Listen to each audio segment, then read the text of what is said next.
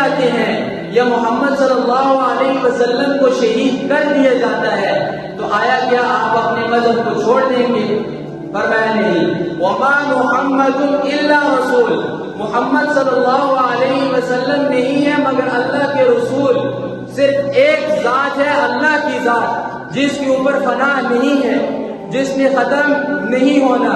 خود اللہ فرماتے ہیں کل من علیہا فان، کوئی چیز ایسی نہیں جو بچے، ہر چیز فنا ہوگی۔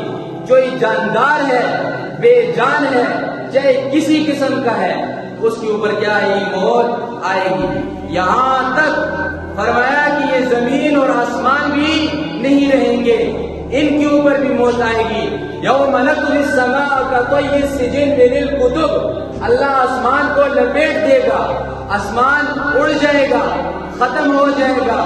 زمین کے بارے میں فرمایا زمین پھٹ جائے گی، یہ زمین نہیں رہے گی، اللہ نئی زمین کو پیدا کریں گے جنت کے اندر، قیامت میں نئے آسمان کو اللہ پیدا کریں گے۔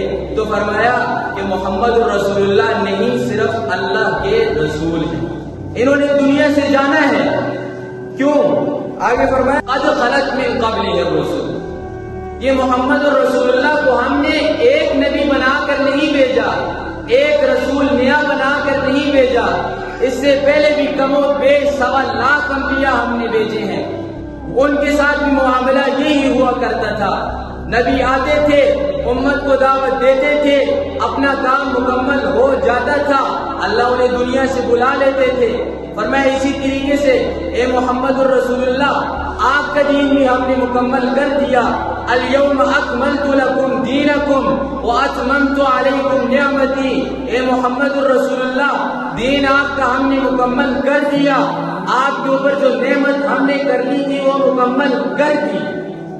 جب دین مکمل ہو گیا، رسول اللہ صلی اللہ علیہ وسلم کی جو ذمہ داری تھی وہ ختم ہو گئی، تو جبرائیل آئے ملک الموت کے ساتھ، اور یہ قانون تمام انبیاء کے لیے ہوتا ہے کہ جو بھی نبی کا وقت دنیا سے جانے کا آتا ہے، جس نبی کا بھی، تو اللہ پہلے فرشتے کو بھیجتے ہیں کہ جاؤ، جا کر اختیار دو کہ اے نبی دنیا میں رہنا چاہتے ہیں یا ہمارے پاس آتے ہیں۔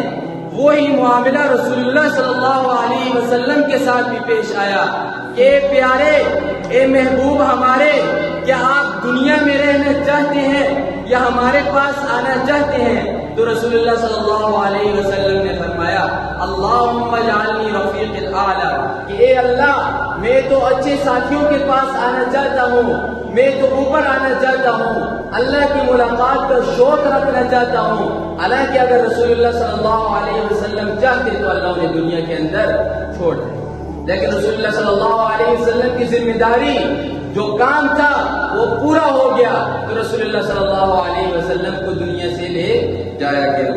تو آگے فرمایا افإن مت او قتل انقلبتم علی اعقابکم، کہ کیا محمد رسول اللہ صلی اللہ علیہ وسلم کو اگر دنیا سے لے جایا جائے یا رسول اللہ صلی اللہ علیہ وسلم کو کوئی شہید کر دے تو کیا ہے مسلمانوں تم اپنی ایڑیوں کے بل چلے جاؤ گے، اپنا رخ پھیر دو گے، کیا دین اسلام کو چھوڑ دو گے؟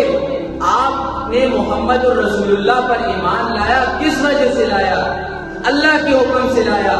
اللہ تو موجود ہے، اس کے اوپر تو موت نہیں آنی، تو فرمایا آپ نے اپنی ایڑیوں کے بل پھرنا نہیں۔ تو منافقین کے اندر تو شور شرابہ مچ گیا، منافقین نے کہا کہ چلو بلاؤ ابو سفیان کو، محمد تو شہید ہو گئے، محمد تو چلے گئے، اب ہم دوبارہ اپنے دین میں جاتے ہیں۔ ابو سفیان کے اوپر، سر کے اوپر دوبارہ وہ پگڑی رکھتے ہیں، ابو سفیان کو اپنا سردار بناتے ہیں۔ تو فرمایا محمد شہید تو نہیں ہوئے، اگر محمد دنیا سے چلے بھی جائیں تو آپ اپنی دین کو کیوں چھوڑ رہے ہیں؟ یہ صحابہ کی تربیت تھی اس وقت۔ فرمایا وَمَن يَنْقَلِبْ عَلَىٰ عَقِبَيْهِ فَلَن يَضُرَّ اللَّهَ شَيْئًا، جو کوئی اپنی ایڑیوں کے بل پھر گیا وہ اللہ کا کوئی نقصان نہیں کر سکتا، نقصان اپنا کرے گا۔ آج اگر سارے کے سارے مسلمان نعوذ باللہ اگر کفر کی طرف لوٹ جائیں تو اللہ کی عزت کے اندر ذرا برابر کمی نہیں لا سکتے، اللہ کا ہم کیا نقصان کریں گے؟